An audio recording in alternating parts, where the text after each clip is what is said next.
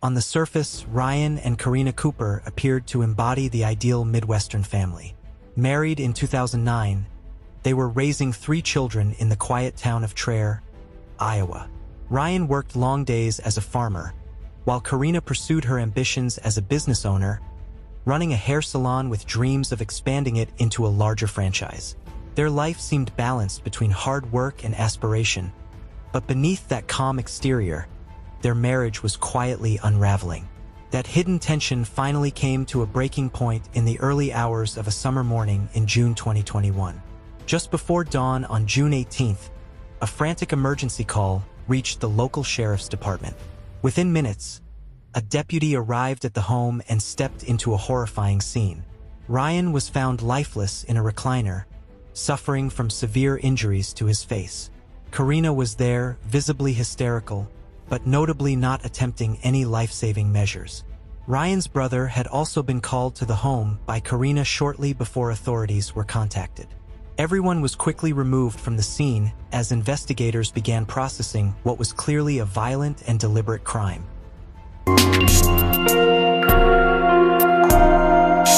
The autopsy revealed a chilling truth. Ryan had been executed at point-blank range, shot twice in the head. At the scene, investigators found a single small-caliber shell casing, but the weapon itself was missing. There were no signs of forced entry, no struggle, and nothing appeared to be stolen. From the very beginning, something didn't add up. Karina initially told investigators she had been asleep, only realizing something was wrong after she woke up. But as detectives pressed her for details, subtle inconsistencies began to surface. Small gaps in her story quickly turned into major red flags. Then came the turning point. When Karina gave investigators access to her phone, everything changed. She had insisted that her marriage was stable, no infidelity, no serious conflict. But the digital evidence told a very different story. A Snapchat conversation between Karina and a man named Houston Danker immediately caught investigators' attention. Just 1 hour before the murder, Houston asked about specific ammunition casings. Karina's response was brief but alarming. It suggested knowledge, even coordination.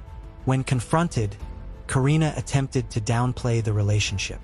She described Houston as nothing more than a former client who occasionally helped with childcare.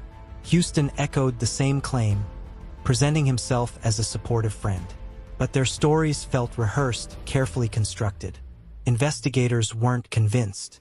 Using advanced digital forensics and location tracking, detectives began mapping out their movements, their messages, and their timeline.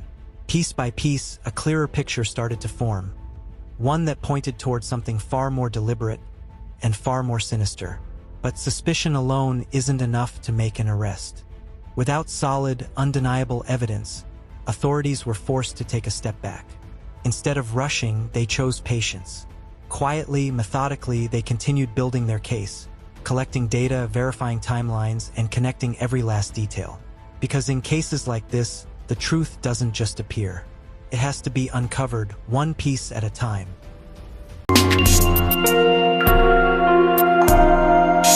After years of investigation, the case finally broke open.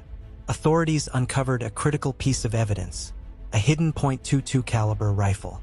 It had been secretly stored with one of Houston's co-workers. For investigators, this discovery changed everything.